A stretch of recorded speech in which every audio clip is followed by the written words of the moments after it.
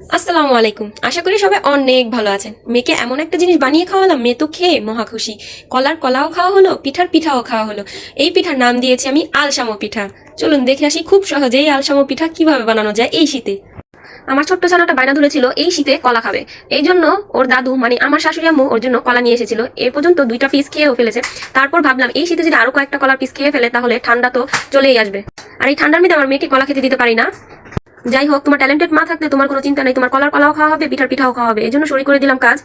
একের ভিতর দুই। আজকের ভিডিও দেখলে কেউ এটাকে কলা পিঠা বলবেন না, আরো এর মধ্যে 3টা জিনিস অ্যাড করবেন। এই শীতে কার ইচ্ছে করবে এই আরামদায়ক কম্বল থেকে বেরিয়ে এই ধরনের কাজ করতে।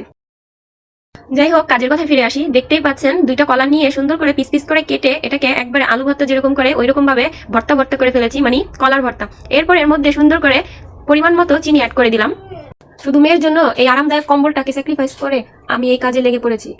এরপর শুধু লাগবে আমাদের হাফ কাপ ময়দা। যদি ময়দা ঘরে না থাকে তাহলে আটা দিয়ে এই কাজটা করতে পারবেন। একটু একটু করে সুন্দর করে এক সাইড থেকে ঘুরিয়ে ঘুরিয়ে এটাকে নেড়ে চেড়ে দিতে হবে।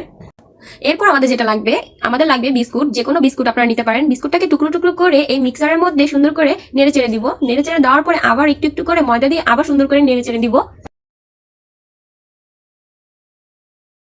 আলতো হাতে সুন্দর করে মিক্স করা হয়ে গেলে এর মধ্যে দিয়ে দিব খাবার সোডা। আর এই খুব সহজ মজাদার এই পিঠাটা বানানোর পর মেয়ে তো খেয়েছে, এই সাথে ওর বাবা সহ খেয়েছে। যে মানুষ কোনো পিঠা পছন্দ করে না, মিষ্টি জাতীয় জিনিস খুব কমই পছন্দ করে, সেই মানুষও 4টা পিস খেয়ে ফেলেছে। এরপর দিয়ে দিব সুন্দর করে খাবার সোডা। খাবার সোডাটা না দিলেও হবে, তারপর আমি দিয়ে দিলাম। এরপরে 1 চিমটি লবণ দিয়ে দিব। এরপর সুন্দর করে অ্যাড করে দিব একটা ডিম। একটা ডিম পুরোটা লাগবে না, যেহেতু আমাদের এখানে হাফ কাপ ময়দা, সেহেতু আমাদের এখানে হাফ ডিম লাগবে। ডিমটাকে সুন্দর করে ভালো করে ফেটিয়ে নিব। ফেটিয়ে এটার অর্ধেকটা দিয়ে দিব। এর মধ্যে ডিম অ্যাড করাতে কলাপিঠার টেস্ট আরো দ্বিগুণ বেড়ে যাবে। এটা পুরো আপডেট ভার্সন কলাপিঠা হয়ে যাবে। এরপর চলে যাবো চুলার কাছে। একটা ছোট কড়াই বসিয়ে দিব, একটু তেল গরম করে নিব। এর মধ্যে একটু একটু করে কলাপিঠার ওই ডোটা আমি একটু একটু করে ছেড়ে দিব।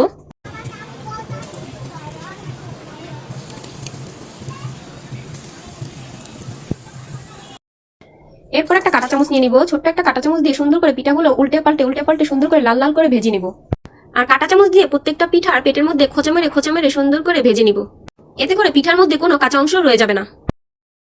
এরপর কাঁটা চামচ দিয়ে একটা একটা করে পিঠা ঝরিয়ে সুন্দর করে টিস্যু পেপারের উপরে দিয়ে দিব। এতে করে এক্সট্রা তেলগুলো ঝরে যাবে।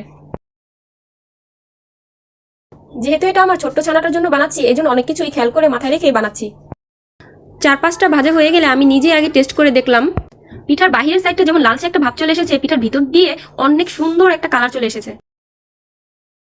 আর এর মধ্যে যে বিস্কিটের টুকরোগুলো দিয়েছি, এই প্রত্যেকটা কামড়ে এই বিস্কিটের টুকরোগুলো অনেকটা টেস্ট বাড়িয়ে দিয়েছে। এরপর একটা একটা করে সবগুলো পিঠা আমি ভেজে নিব।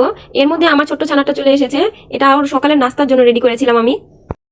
আমার ছোট ছানাটা খাওয়ার জন্য বসে পড়েছে। ও খাওয়া শুরু করার আগে মনের মধ্যে টিক টিক টিক টিক করতেছিল, আল্লাহ জানে ও খাবে কি রেখে দিবে। কারণ বাচ্চাদের মন বোঝা অনেক কষ্টকর। ওদের কাছে যেটা ভালো লাগবে ওটাই খাবে, আর যেটার মধ্যে কিছু একটা দোষ দেখবে তাহলে ওইটা আর ধরবেও না। পিঠাগুলো ওর সামনে রেখে আমি চুপ করে অন্যদিকে তাকিয়ে বসে আছি। দেখি ও কি করে, ও কি খেলতেছে না খাচ্ছে। পরে দেখলাম যে না, ওর কাছে পিঠা ভালোই লেগেছে। একটা শেষ করে ও আরেকটা হাতে নিয়ে বসে আছে। আর হ্যাঁ, বলে রাখা ভালো, এই পিঠাটা গরম গরম ভেজে নামিয়েই সার্ভ করার চেষ্টা করবেন। এই পিঠাটা গরম গরম খেতেই সবচেয়ে বেশি মজা লাগে। যাই হোক, সবচেয়ে বড় কথা যে ঘরে থাকা কিছু উপকরণ দিয়ে এত মজাদার একটা পিঠার রেসিপি তৈরি করা যায়। তো দেখতেই পেলেন বাচ্চাদের খুব সহজ একটা পিঠার রেসিপি হয়ে গেল ঘরে থাকা কিছু উপকরণ দিয়ে। তো আজকের মতো এই পর্যন্তই। টাটা, আল্লাহ হাফেজ।